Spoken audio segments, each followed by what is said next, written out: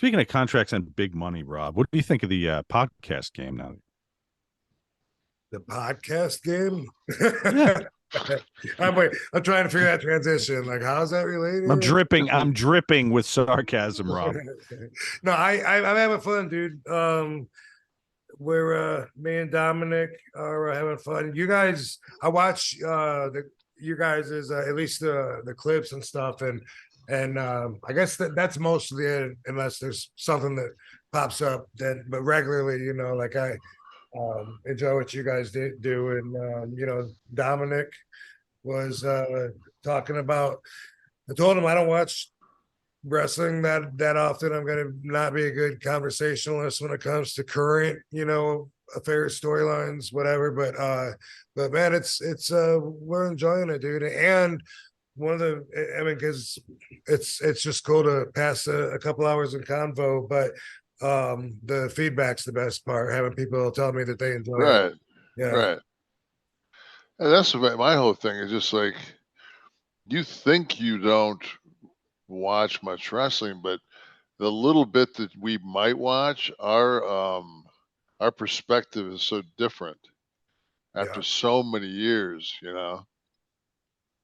Like yeah. I watched Raw last night, and I'm like, how do you possibly do that tribute to Bray Wyatt and think you're going to have a show after that? Like, who follows that? Mm.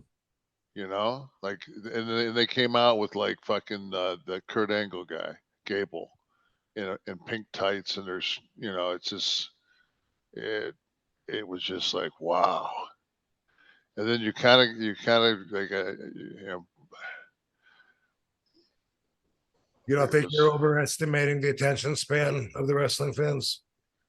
no, well, and I watched another thing where like I watched Rhea Ripley with that big Spanish girl, and they had a deal, and she ducked the clothesline, and she hit Rhea with a clothesline, and like tore her head off, and Rhea like fucking took a bump and rolled out, and fuck man, like that girl didn't get a response whatsoever. I thought to myself like Rhea Ripley's a babyface. Like there's nobody you're not going to be able to get any fucking heat on that girl. Like I just watched that, and it just like, you know, and I don't know how many people fucking realized it, but she got no response. I mean, none. Yeah, people are really sad and really affected by Bray. They were way behind him, and similar. I mean, the wrestling fans are passionate, but there's certain wrestlers like Eddie that what was it, 2005 he died, but fans are still like shocked. They're still like they'll tell me like, oh my god, I still can't believe Eddie's gone, and I kind of feel like Bray's gonna. I think so too. I made that connection. I mean, I remember I was I wasn't working. I was just there. I think one of my cohorts was getting put in the Hall of Fame, but it was that WrestleMania in Dallas, and Bray wrestled Undertaker, and fucking there was 110,000 people holding their phones up when Bray came to the ring. Yeah, I didn't know what the finish Mm. was. I had no idea what the finish was. I'm thinking to myself like, okay, this is the guy. Like this is the guy that he beats Taker. He ascends to fucking like a different level, in a night. And then he got beat. And I said, okay, well, I guess the thing now is that Undertaker will just never get beat, and that'll be the whole thing.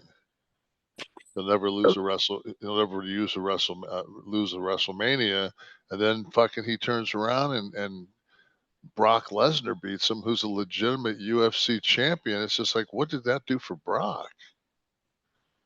Like, you could have made Bray, and it's like you didn't, and then it was like, I don't know, man. It was just one of those things where I just looked at it, I just said, wow. Like maybe and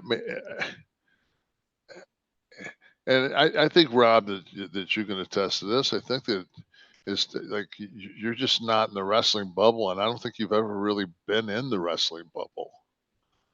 no, I really, I used to when I was really busy wrestling for 4 or 5 days a week or whatever. I was really just into what I was doing for a couple of reasons. One, I just I would have got burnt out. Like the guys that can talk about wrestling on the whole drive, play wrestling video games, when they get to the hotel and just talk about wrestling ideas in the hotel room. Like for me, maybe I did that my first few years, but yeah, for as far as like being in the bubble, I mostly just knew what I did, and I would like fast forward and then just watch my part of the show, like back when I was on Raw, to try to critique myself, like, oh, I should get up quicker, whatever. Don't put his ass in the middle, put him closer to the ropes. But also the competitive spirit that I had too really made it more difficult to see things that you could see from being outside of that. For instance, if a fan came up, and was like, "RVD, oh my God, you're one of my favorite wrestlers," I'd be like, my head would be like, "Hey, why? Thank you. Of course I am." They'd be like, "Hey, is Chris Jericho coming out of here?" And I'd be like, "You don't know shit." That's what my ego would do back then. Right. Yeah. Those of you joining us, still coming in the room, you are in the right place for Nash and Friends. We're here with Rob Van Dam. We're chopping it up, talking about Rob's new podcast. And Rob, there's so many right? moms. Yes. So many. Hey. Go ahead. I'm singing one of a kind. Hey. Oh, Hey. okay. Good. Hey.